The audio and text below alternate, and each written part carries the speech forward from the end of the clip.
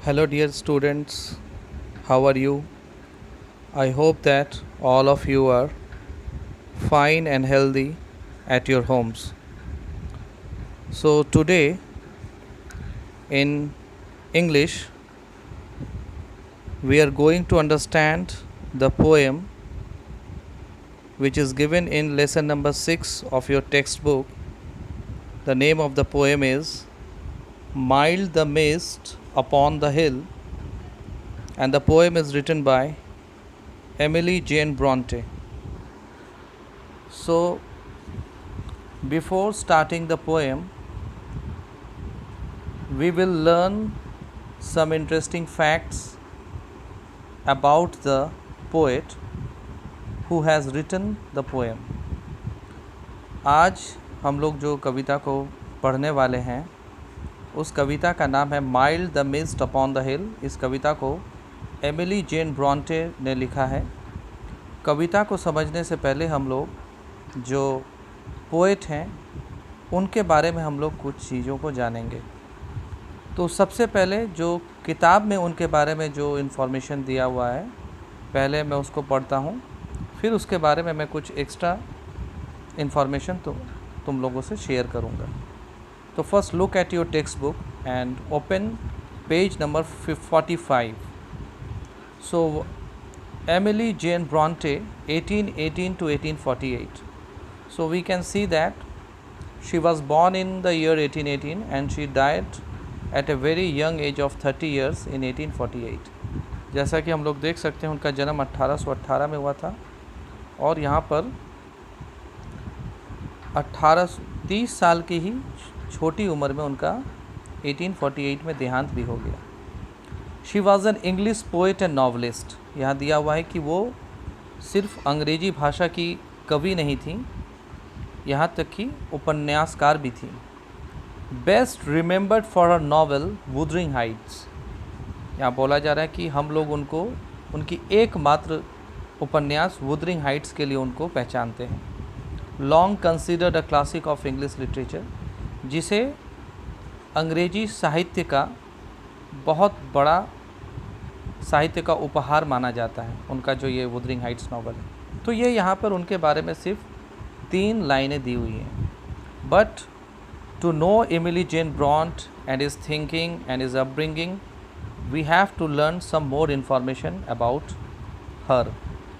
यहाँ पर 3 लाइनें उनके बारे में दी हुई हैं, लेकिन मैं चाहता हूँ कि आप इनके बारे में थोड़ा सा और जानें, क्योंकि the more we learn about the poet it is easier to understand the thinking, the mindset about in which situation and in which condition the poem was written, and it has become much easier to understand the poem if we know the background of the poet and information of the poet. अगर हम किसी भी लेखक या लेखिका या कवि के बारे में, उनके जीवन के बारे में कुछ ज़्यादा चीज़ों को जानते हैं तो किसी भी कविता को या पढ़ने में या समझने में सहूलियत होती है, क्योंकि हमें पता चल जाता है कि कवि ने किस माहौल में, किस सोच के साथ, किस लिए, किस वजह से, किस कारण से या किस उद्देश्य के लिए इस कविता को लिखा था। तो कविता को समझने में बहुत आसानी होती है। तो इसीलिए हम लोग एमिली जेन ब्रॉन्ट के बारे में थोड़ा सा मैं उनके बारे में डिटेल में जानना चाहता हूँ। एमिली जेन ब्रॉन्ट, जैसे मैंने पहले कहा, Emily was born on July 30, 1880 in the town of Thornton, Yorkshire of England. इनका जन्म 30 जुलाई 1818 को हुआ था थॉर्नटन बोल के एक टाउन में, बल्कि ये टाउन नहीं है, यहाँ टाउन दिया है, ये एक विलेज है यॉर्कशायर के बगल में। थॉर्नटन एक विलेज का नाम है। ये यॉर्कशायर जो एक टाउन है इंग्लैंड में, नॉर्दर्न इंग्लैंड, उत्तरी जो इंग्लैंड है उसमें, वहाँ पर इनका जन्म हुआ था। Her parents are Patrick Bronte, a reverend, and his wife Maria Branwell. इनके माता पिता का नाम क्या था? पिता का नाम था पैट्रिक ब्रॉन्टे और रेवरेंड। रेवरेंड मतलब इनके पिता पादरी थे। रेक्टर जो चर्च था वहाँ थॉर्नटन में, थॉर्नटन से थोड़ी दूर होवार्थ, थॉर्नटन से थोड़ी लोग ये लोग इनके जन्म के कुछ सालों बाद ही इनका पूरा परिवार होवार्थ बोल के एक जगह में ये लोग शिफ्ट हो गए थे। तो वहाँ पर जो चर्च था उसमें ये इनके पिताजी पैट्रिक ब्रॉन्टे वहाँ पर रेक्टर थे, और इनकी माँ का नाम था Maria Branwell. Out of 6 children she was their 5th। तो ये लोग कितने भाई बहन थे? एमिली जेन ब्रॉन्टे, ये लोग 6 भाई बहन थे, जिसमें ये इनका नंबर था 5th, ये 5वीं थी। अब जैसे कि आप लोग मैप में देख सकते हैं कि जो रेड कलर का निशान है गूगल मैप में, ये थॉर्नटन कहाँ पर है ये देख सकते हैं आप लोग। नॉर्थन इंग्लैंड के एकदम ऊपरी हिस्से में ये अवस्थित है।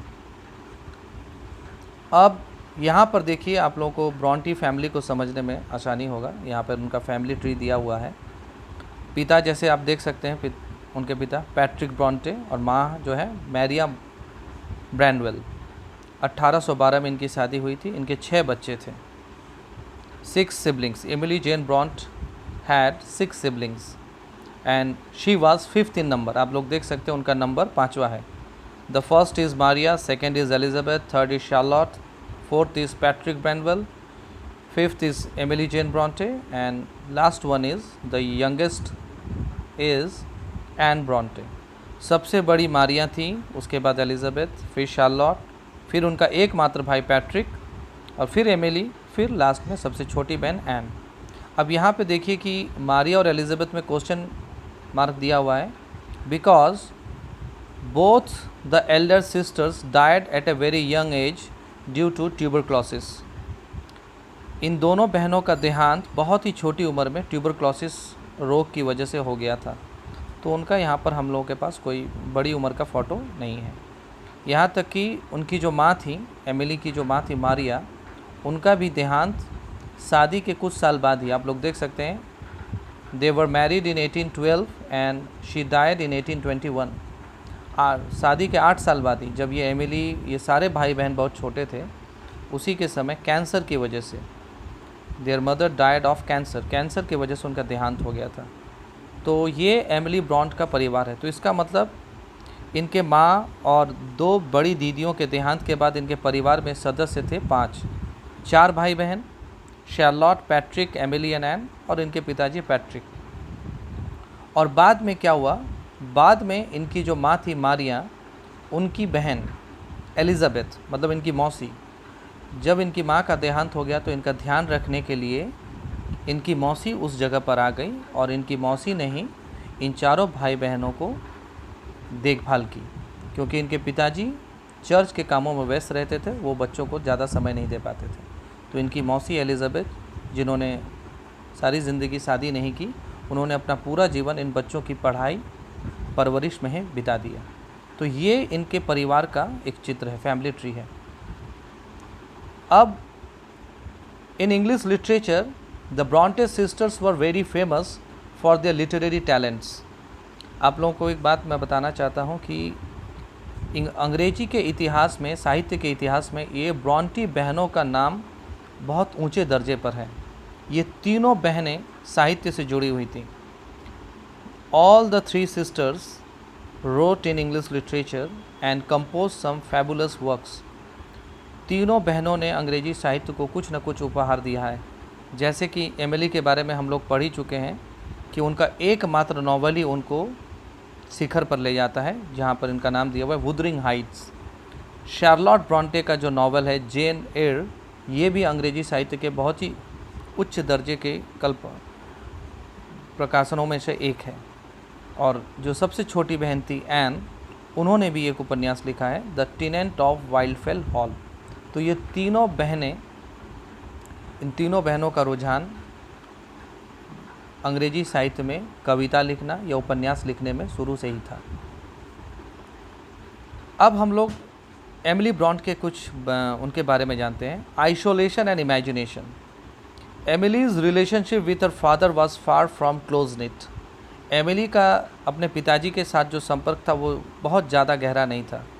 हर father dined alone and his physical presence often remained absent from her life. उनके पिताजी अकेले ही खाना खाते थे और बहुत कम समय ही वो एमिली या किसी भी बहन को दे पाते थे।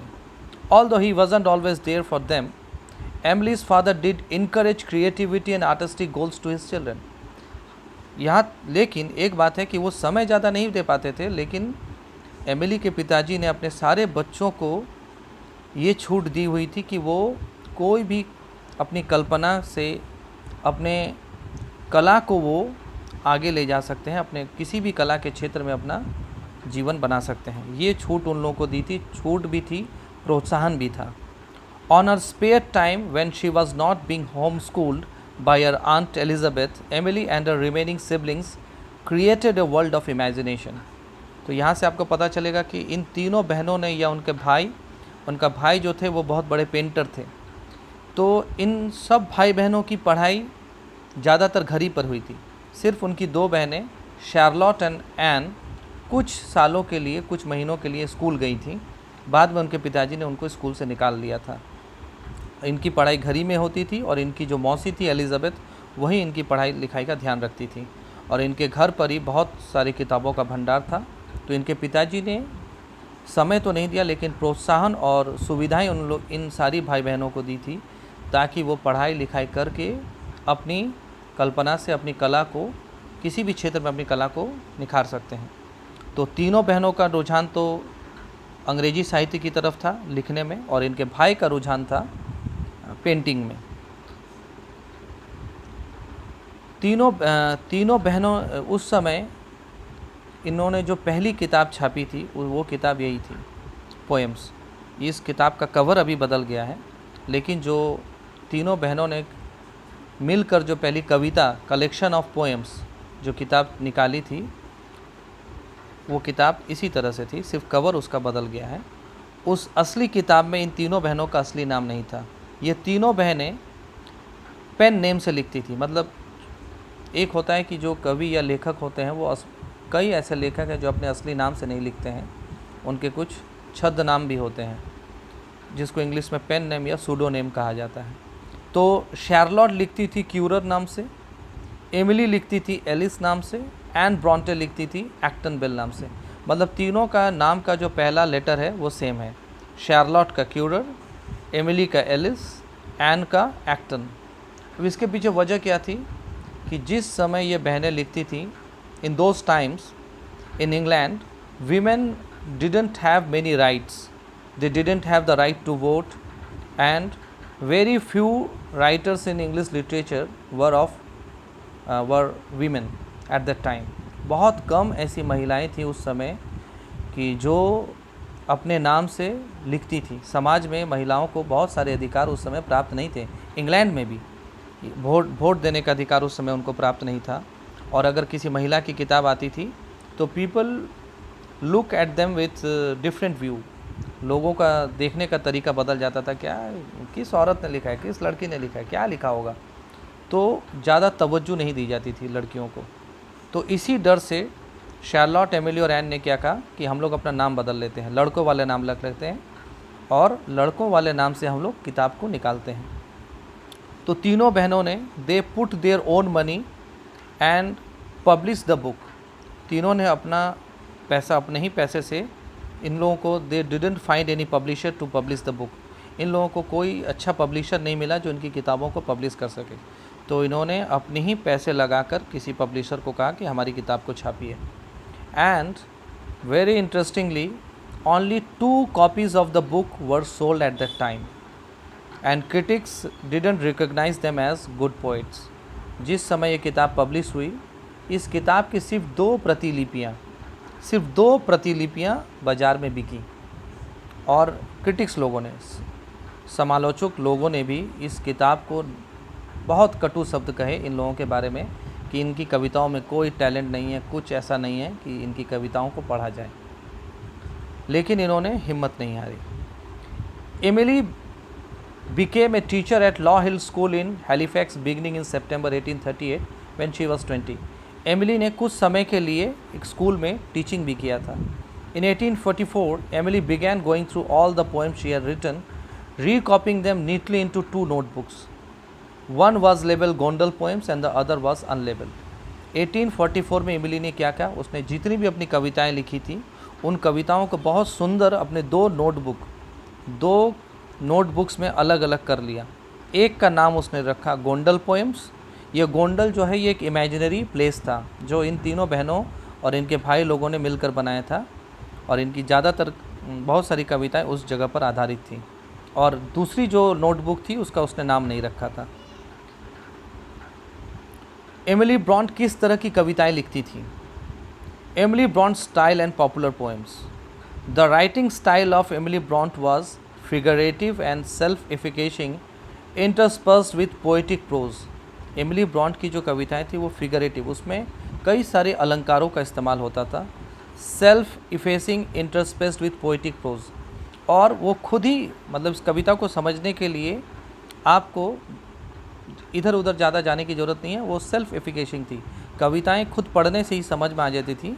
यहाँ तक कि उस कविता में प्रोज की भी झलक थी, मतलब ऐसा लगेगा कि मैं कविता नहीं कोई कहानी या कोई गद्य पढ़ रहा हूँ। Emily was famous for romantic poetic style. Emily बहुत ही पॉपुलर थी, उनकी कविताओं का जो स्टाइल था वो रोमांटिक पोइटिक स्टाइल था, मतलब काल्पनिक कल्पना पर बहुत ज़्यादा आधारित थी। Because she explored the themes of, और उनकी कविताओं में जो थीम होता था, विषय वस्तु होता था, वो ज़्यादातर किस विषय पर होता था? नेचर, प्रकृति के ऊपर, सॉलिट्यूड, अकेलापन, रोमांटिसिज्म, कोई भी काल्पनिक कल्पना से कुछ बना लेना, रिलीजन, धर्म, लॉस, कोई सदमा लगा है, डेथ, किसी की मृत्यु पर, रिवेंज, बदला, या क्लास, जो सोसाइटी में क्लास था, मतलब वहाँ पर सिस्टम था, उच्च वर्ग, मध्य वर्ग, निम्न वर्ग। इन सारे चीज़ों पर, इन विषय वस्तु पर उन्होंने अपनी कविताएं, ज़्यादातर कविताएं लिखी हैं। यहाँ तक कि जो कविता हम लोग पढ़ने वाले हैं, mild the mist upon the हिल, उसमें भी नेचर, सॉलिट्यूड, दोनों चीज़ें हैं। शुरू में जो दोनों थीम है, ये दोनों थीम इस कविता में मौजूद है। इनकी जिस किताब की वजह से इनको साहित्य में इतना ऊंचा दर्जा मिला है, वो किताब है वुदरिंग हाइट्स। ये एकमात्र नॉवल है। एमिली ब्रॉन्ट ने अपने बहुत छोटे जीवन में 30 साल की उम्र में कविताएं, she wrote more than 200 poems, Emily Jane Bronte, but she only wrote one novel. उन्होंने 200 से ज़्यादा कविताएं लिखी हैं, लेकिन उपन्यास सिर्फ एक लिखा है, Wuthering Heights. And this novel Wuthering Heights had taken Emily Bronte to the height of romanticism, to the height of popularity in English literature। यही वुदरिंग हाइट्स एक नॉवल है जिसने उनको साहित्य के शिखर पर पहुंचा दिया। लेकिन when this novel was published, she was criticized heavily by the critics। लेकिन ऐसा नहीं कि जब ये किताब छपी थी उस समय उनको बहुत ज़्यादा सफलता मिली, नहीं, इस किताब को नकार दिया गया। एकदम समालोचक लोगों ने इस किताब को एकदम नकार दिया गया कि ये किस तरह से किताब है, बदले की किताब है, बदला है, खून खराबा है, ये कौन लिखता है ऐसी किताबें, कुछ नहीं है, एकदम नकार दिया गया। बाद में उनकी मृत्यु के बाद, बहुत ही मतलब very sad incident it was, कि एमिली जेन ब्रॉन्टे की मृत्यु के बाद इस लोगों ने जब इस किताब को बार बार पढ़ा, लोगों को ये समझ में आया कि इस किताब के अंदर कितना लिटरेरी टैलेंट भरा हुआ है, तब लोगों ने इन तीनों बहनों को बहुत सीरियसली लिया और इनकी किताबों को अच्छे से पढ़ा, और उसके बाद फिर इन लोगों को बहुत ज़्यादा सफलता मिली। But Emily Jane Bronte couldn't see success in when she was alive. जब तक वो जिंदा थी उन्होंने सफलता नहीं दी, उनको सिर्फ दुख ही दुख मिला, क्रिटिसिज्म मिला, उनको किसी ने सराहा नहीं, बहुत तकलीफ़ों के साथ उन्होंने अपनी ज़िंदगी को जिया। Dream that could not. Emily Jane Bronte का एक सपना जो पूरा नहीं हो पाया, मैंने जैसे कहा कुछ देर पहले ही कि कुछ समय के लिए उन्होंने टीचिंग भी किया था, पढ़ाया भी था।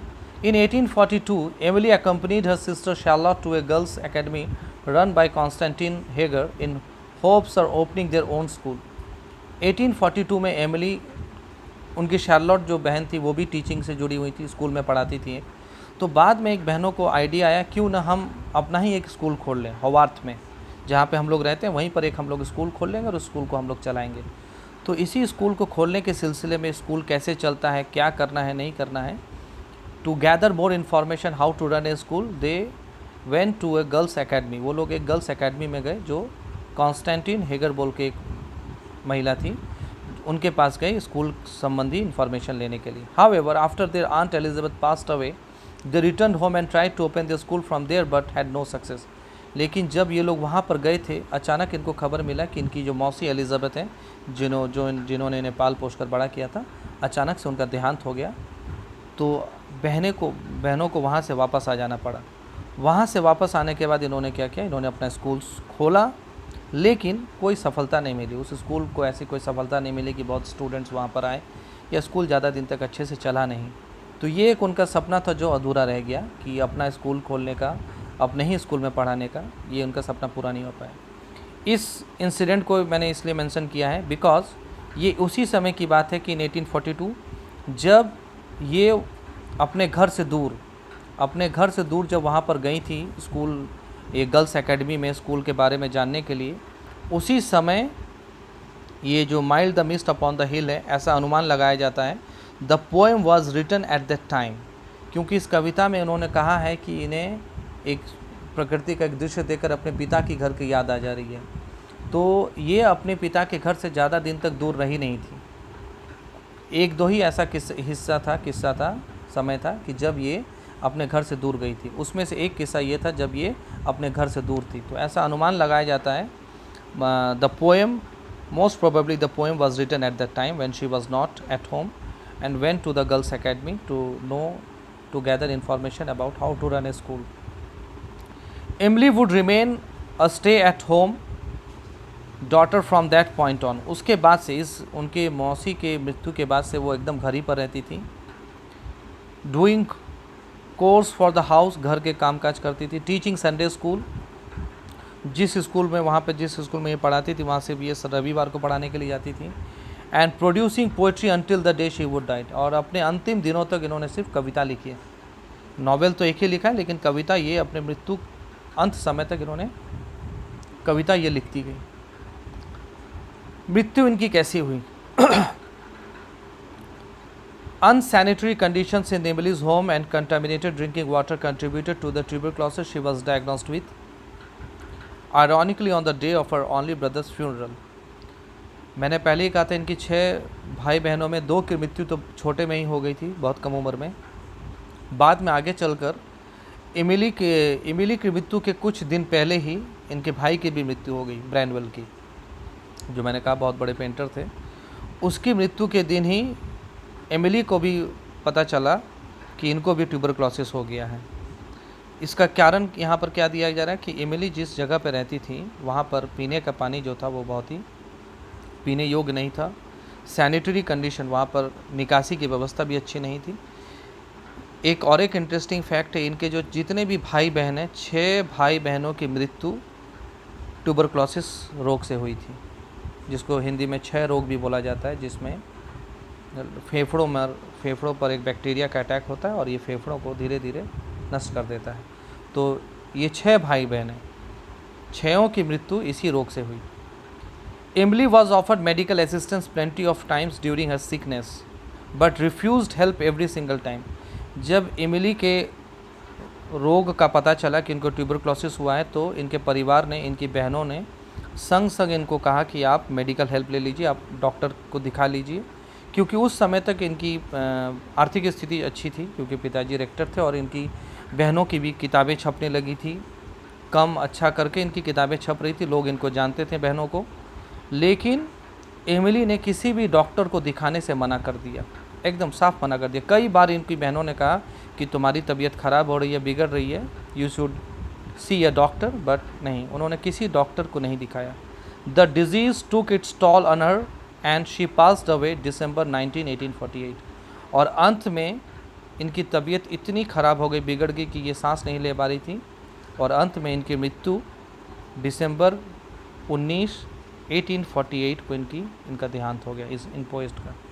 तो ये एमिली जेन ब्रॉन्ट के जीवन है। तो इससे हमें पता चलता है कि she led a very private life, कि इन्होंने, she was not married, she was very private, reclusive in nature. Emily Bronte जो थी उन्होंने अपनी ज़िंदगी में शादी नहीं की थी, बहुत अकेले रहना पसंद करती थी, और सिर्फ अपने बहनों भाइयों, अपनी मौसी और पिताजी के साथ ज़्यादा बातचीत नहीं होती थी। इन्हीं लोगों के साथ वो रहना पसंद करती थी, घर से दूर इनको जाना पसंद नहीं था। शी फेल्ट होम सिकनेस, घर से दूर जाती इनको घर की याद आने लगती थी। तो घर के अंदर ही ये पली बड़ी और उसी माहौल में इन्होंने पढ़ाई की, और सिर्फ इनका एक ही इन लोगों का आनंद या जो भी था वो था राइटिंग। तो इसी के ज़रिए उन्होंने अपने टैलेंट को प्रकाश किया। but unfortunately due to the disease of tuberculosis she died at a very early age, young age of 30 years. 30 साल की उम्र में ही, कम उम्र में इनका देहांत हो गया.